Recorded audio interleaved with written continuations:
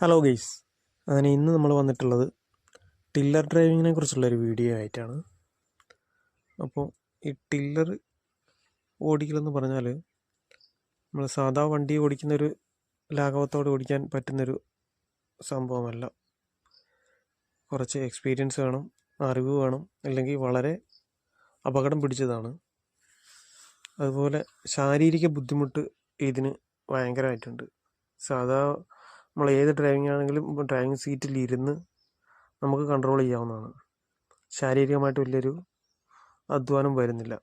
പക്ഷേ ഇതെന്ന് പറഞ്ഞാൽ നമുക്ക് അതുപോലെ നേക്ക് വേണം, എക്സ്പീരിയൻസ് വേണം. അതുപോലെ അല്ലെങ്കിൽ ചെറിയൊരു അശ്രദ്ധ മതി, നല്ല അപകടം ഉണ്ടാകാനുള്ള സാധ്യതയുണ്ട്. ഏത് ഡ്രൈവിംഗ് അശ്രദ്ധ ഓടിച്ചാൽ അപകടം ഉണ്ടാവും, സ്വാഭാവികമാണ്. പക്ഷേ അതുപോലെയല്ല, ഇത് നമ്മൾ കൊണ്ടു നടക്കുമ്പോൾ അതിനെപ്പോലെ കൊണ്ടു നടക്കണം. അതുപോലെ അറിവ് വേണം. അതുപോലെ നമുക്ക് ശാരീരികമായിട്ട് നല്ല ബുദ്ധിമുട്ടുണ്ട് ഇത് ഓടിക്കാൻ. ബാക്കി ഏത് ഡ്രൈവിംഗ് ആണെങ്കിലും നമ്മൾ ഡ്രൈവിംഗ് സീറ്റിൽ ഇരുന്നിട്ടല്ലേ ഓടിക്കുന്നത്, അത്ര റിസ്ക് തോന്നാറില്ല. അപ്പോൾ ഇതെന്ന് വെച്ചാൽ നമ്മൾ 10 HP ഒരു മോട്ടറാണ് ഇതിലുള്ളത്.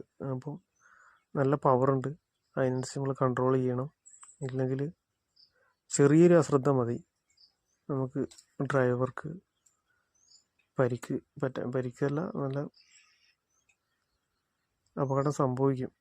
പലർക്കും സംഭവിച്ചിട്ടുണ്ട് ചെറിയൊരു അശ്രദ്ധ കൊണ്ട്. ഇത് നമ്മൾ വാഴയ്ക്ക് മണ്ണ് കൂട്ടുന്നതാണ്.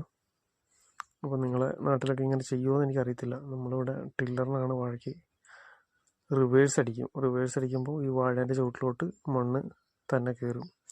കുഴി തിരിച്ചിട്ടിട്ടാണ് ഇത് റിവേഴ്സ് അടിക്കൽ. അപ്പോൾ ഈ രണ്ട് സൈഡിൽ കൂടെ വന്നാൽ വാഴയ്ക്ക് അത്യാവശ്യം മണ്ണ്